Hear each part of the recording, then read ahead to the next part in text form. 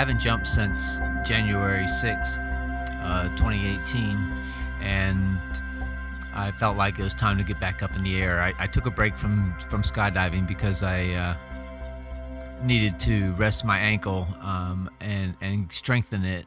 So I did a lot of running and exercising and strengthened my legs and strengthened my ankle, and got myself ready for my surfing trip in Mexico. You have to have a lot of endurance to go down and ride big waves and stuff like that. So that's what I did for the last 6 months. Has just been training and gearing everything towards my surfing adventure. But now that I'm home, back from my surfing trip, and everything went well, minor things happened down there, but nobody got hurt. Everybody was having a great time out in the waves. So I decided to get back up in the air and go ahead and jump one more time and see how I felt after that. So I gathered my gear up and drove down to the drop zone, and luckily I just got my air condition fixed in my van, so I had a nice air conditioned ride. And I love listening to my own podcast as well as other people.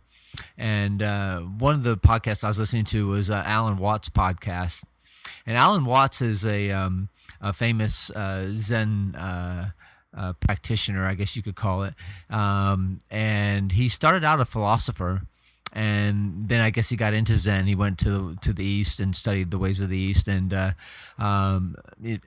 guess in my opinion he did become enlightened, because you can tell in some of his older lectures, the focus is a little different than when he became enlightened.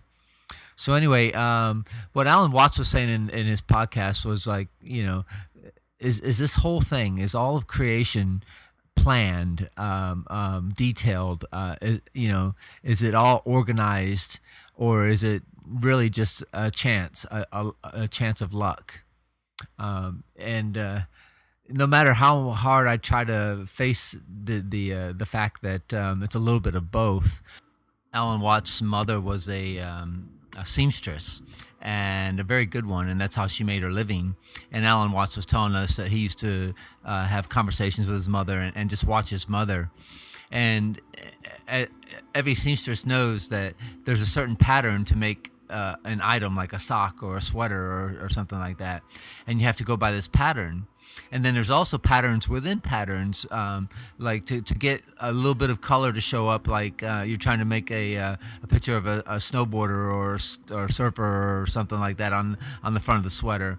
Then it's like 2 stitches up, 1 stitches down with the black, and then you got to keep hiding the black for a little while, and then let it reemerge in another place. So so there's under stitches and stuff like that.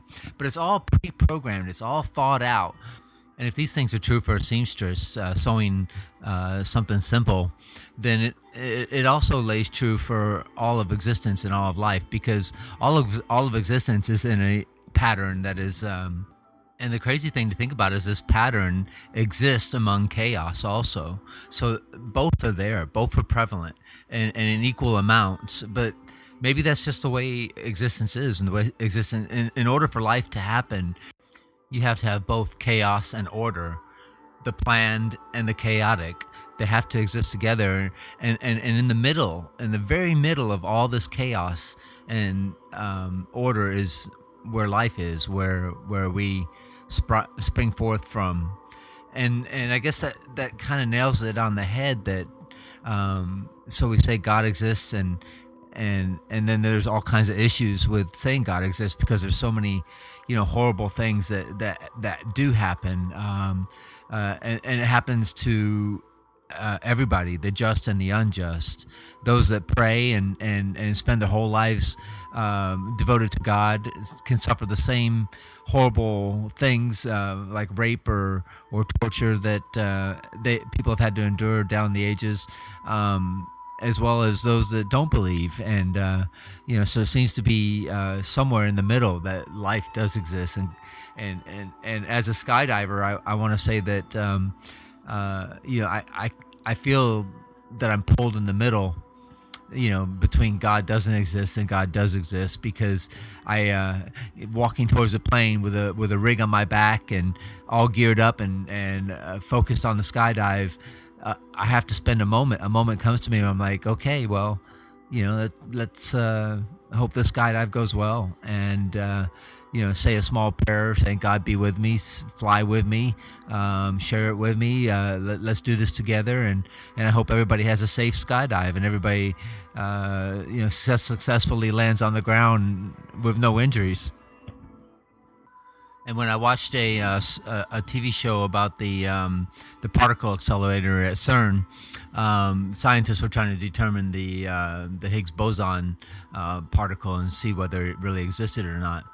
And what they've determined was that if the numbers fell exactly in a certain range, it would mean God existed, and if they fell or order existed, we should say, and if it fell at another lower number, then it'd be everything just happened out of chaos.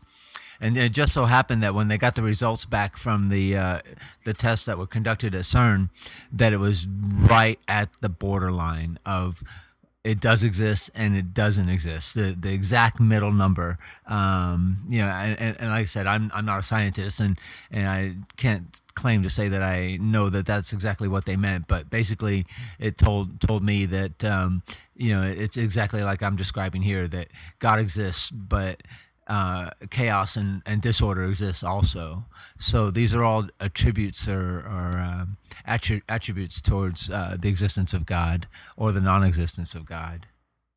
So I wanted to share those words with you before I got into opening up Songs of the Buddhas and continuing on with what I had shared before with that.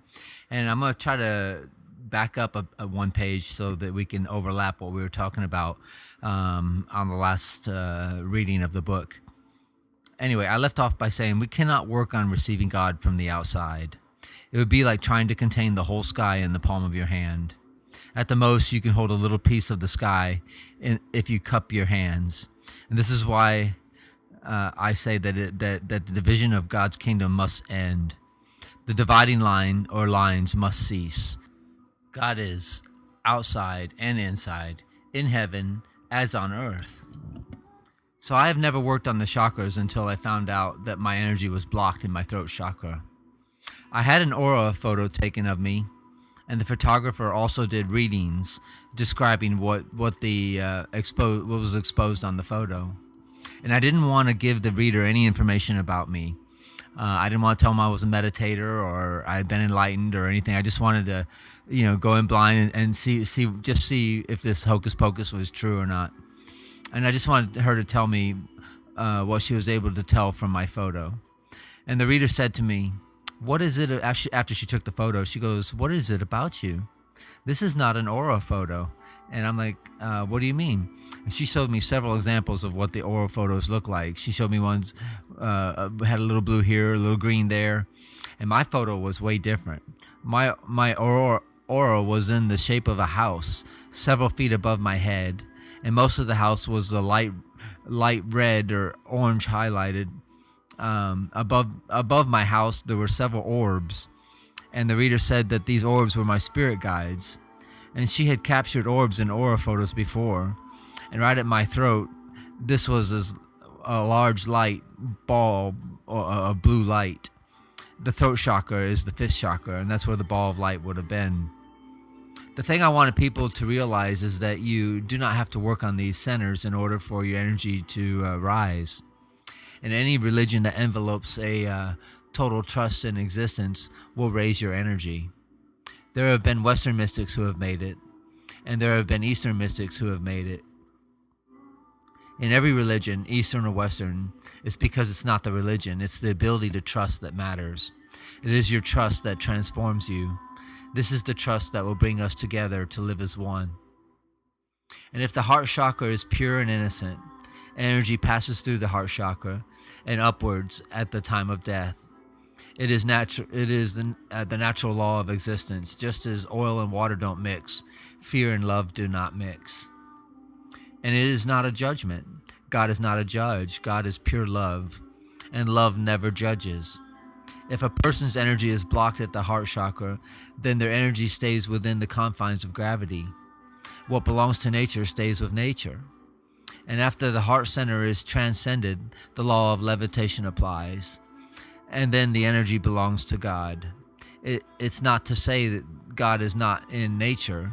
God is in nature as well, only with nature it is in the seed form.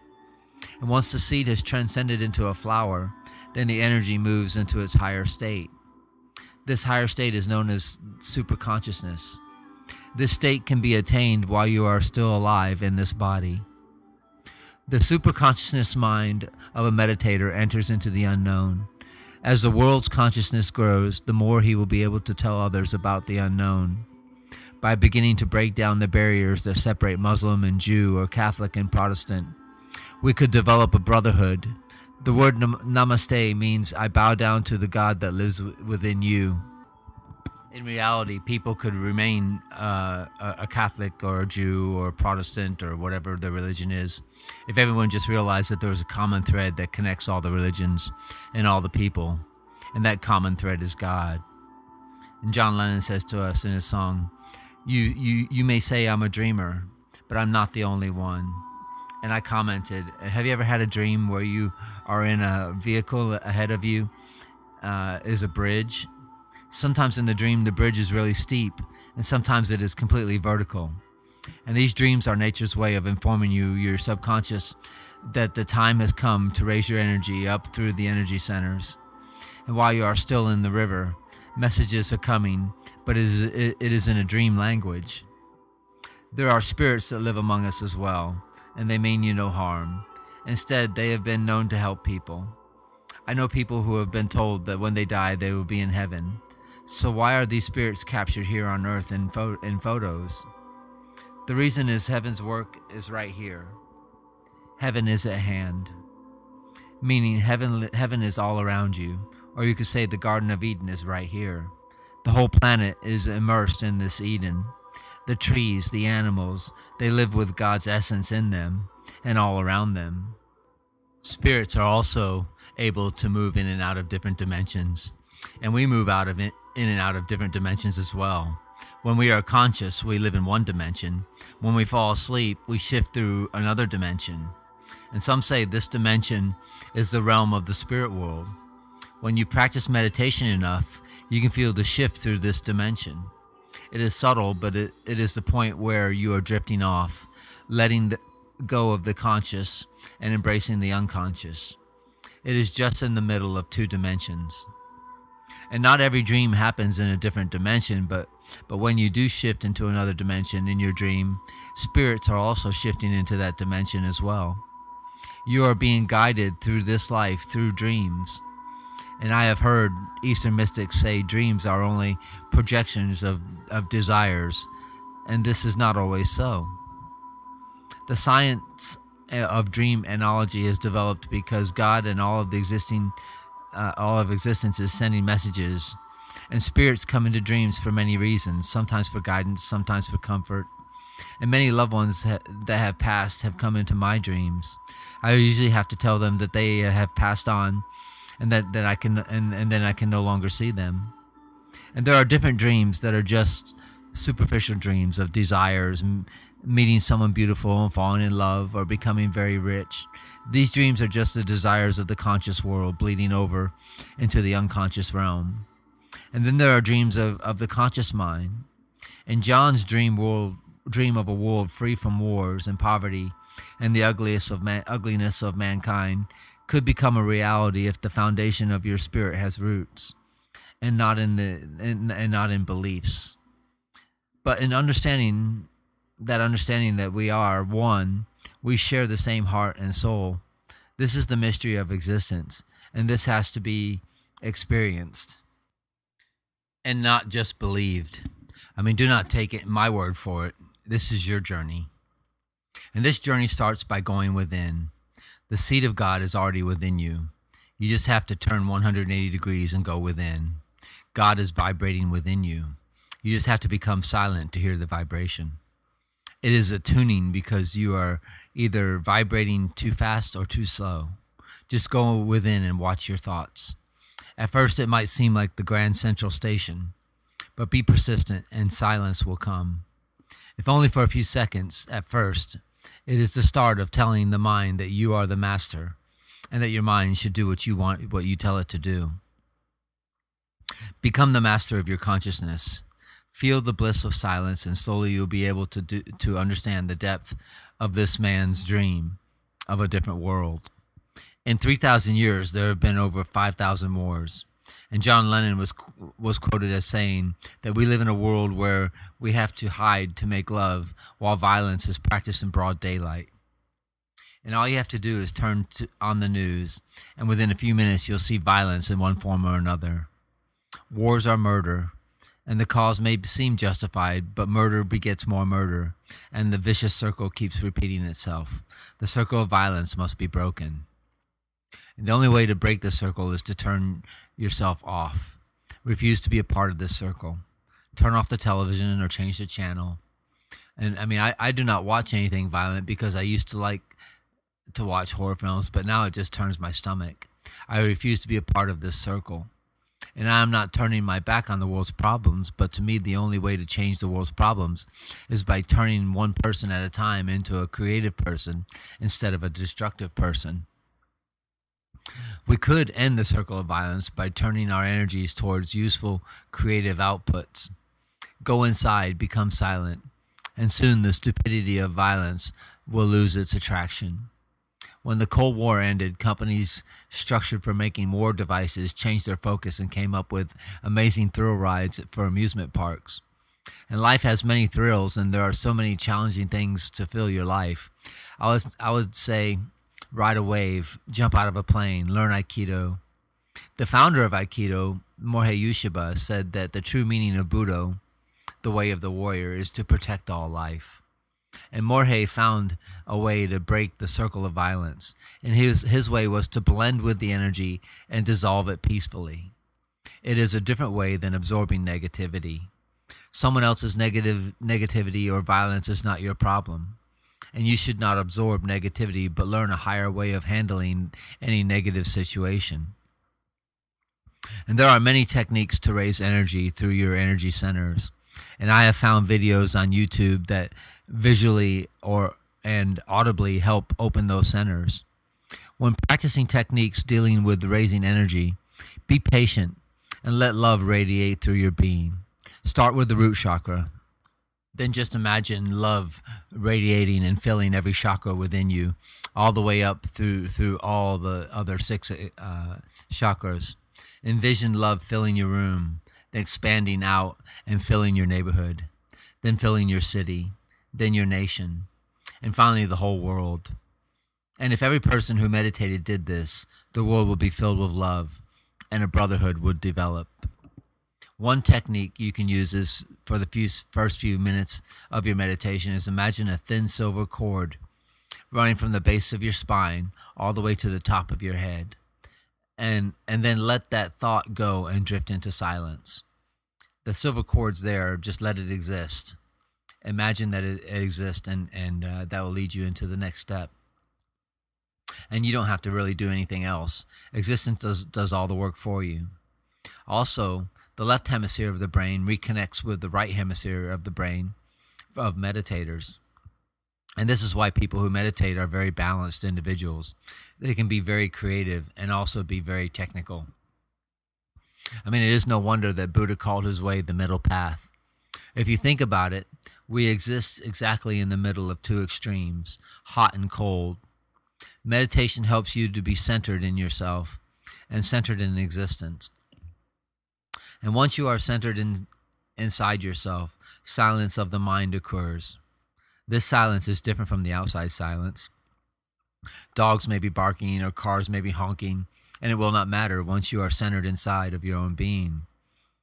Think of it this way. Silence is the universal language. Really, there's no such thing as 2 silences. Silence is really one silence. Silence outside of your body is dependent on your surroundings, and that silence can be controlled to a point. The silence that meditation creates is not dependent on your surroundings. If your silence is disturbed by outside noises, then you are not yet centered. The difference is felt once you still your mind and become a watcher. Just be aware of your thoughts and watch your thoughts, feelings, and emotions. Silence is one of the only things that cannot be taken away by any government. No religion disputes it. And American schools have cut out prayer in their schools, and now it is replaced with a moment of silence. But silence is the one thing that no religion disputes. Silence is universal. And Buddha once said, silence is like the salt in the ocean. Everywhere you go, no matter what ocean, they all taste the same. And these words I share from my book, The Songs of the Buddhas, are not really my words. I may have rephrased them or used them in a different context, in a different way, and tried to help you to understand the meaning that Buddha tried to imply on us. But anyway, before we continue on with the reading of that book, I'm reading something very beautiful, and it relates to how we started this podcast here today. And it's Osho's book called The Man Who Loves Seagulls. Anyway, on page 173, Osho shares with us, he says, "The love is the very center of all feelings. Love is the soul of all feelings. All feelings hang on love. If you don't love, by and by all feelings will disappear. If you love, all feelings will be revived. And remember, I say all feelings, negative, positive, all. When you love, you start hating also, immediately. And when you love, you start feeling anger also, immediately. And when you love, you feel sad, you feel happy. And when you love, all feelings are back again into life." And this is the trouble. That's why no society allows love. Because if it were the case that with love only good feelings that society decides are good came up, then there would be no trouble. But with love, the trouble is that not only heaven starts flowering, but hell also. They are together. They are two aspects of the same coin. They cannot be separated, and there is no need to separate them, because a heaven without a hell would be poor. A love without anger would be impotent. A love without sadness would be shallow. And life is a polarity, and through polarities, life becomes richer and richer and more complex.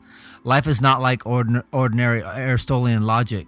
Life is more Hegelian dialectics, a thesis, an antithesis. Two polarities meet and fight, and a third phenomenon arises, a synthesis. A greater harmony arises out of the two polarities. And that's what Taoism is, but I'm saying that out of context. Osho continues on by saying, then that greater harmony again becomes a thesis. A new antithesis arises, and then again a higher rung of the ladder, a synthesis, is reached.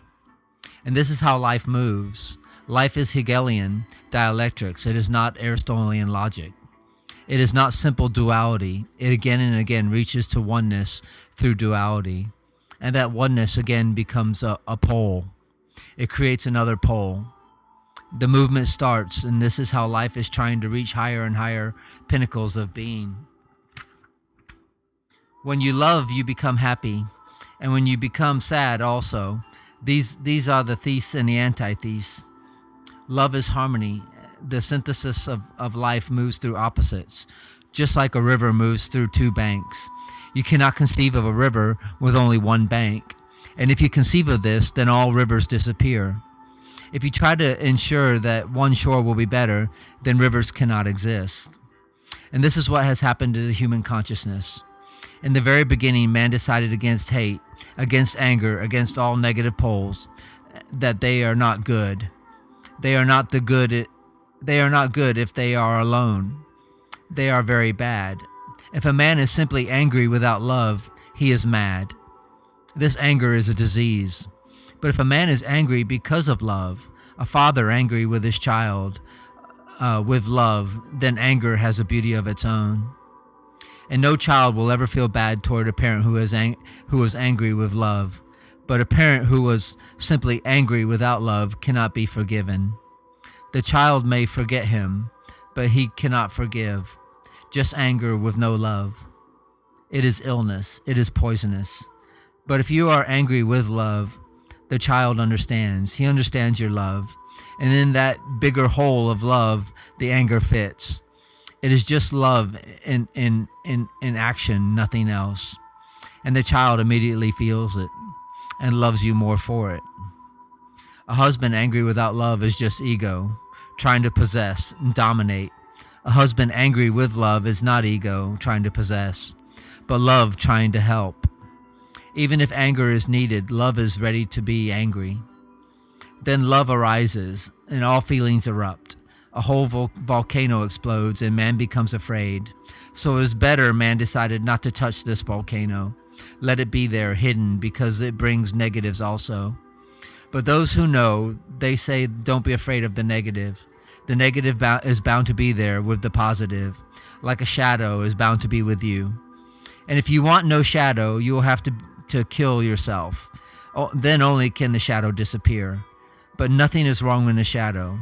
If you are there, nothing is wrong. If love is there, nothing is wrong. Anyway, those are some beautiful words to follow up with how we started this podcast, basically saying that order and chaos cannot exist without each other. They are dualities. And in the Tao, and talking about Taoism, dualities combined make one synthesis of a whole. You should not love without hate, and hate without love. Kindness and has its opposite. Anger has its opposite, and life has its opposite, death. But they are really not opposites. They are two polarities of one phenomenon, the phenomenon that we call existence. And to dive into this phenomenon, to dive into existence, we call that meditation, and awareness of all your actions, and awareness of everything you do in life is what we call Zen. So if you make every little thing you do, like I said, like sweeping the floor or washing the dishes or mowing the yard, if you make those your meditations, then a certain bliss comes into your life while you're doing those things. And that bliss happening to you is what we call Zen. And these are beautiful words, Zen and Taoism and Tantra and Buddhism and Christianity. These are all beautiful words. If you understand the deeper hidden meaning behind these words, the real meaning that life is one, we all are one unified existence, coexisting with everything else in the world. And that's what Taoism calls interdependence or interconnectedness. Anyway, thank you for joining me today. It's been a wonderful talk. We'll finish up more with Songs of the Buddhas on the next podcast, and share more insight with anyone who's willing to listen. Anyway, I want to say hello to Natasha and welcome back. We missed you and we love you very much. And let's keep in touch. Take care of yourselves out there.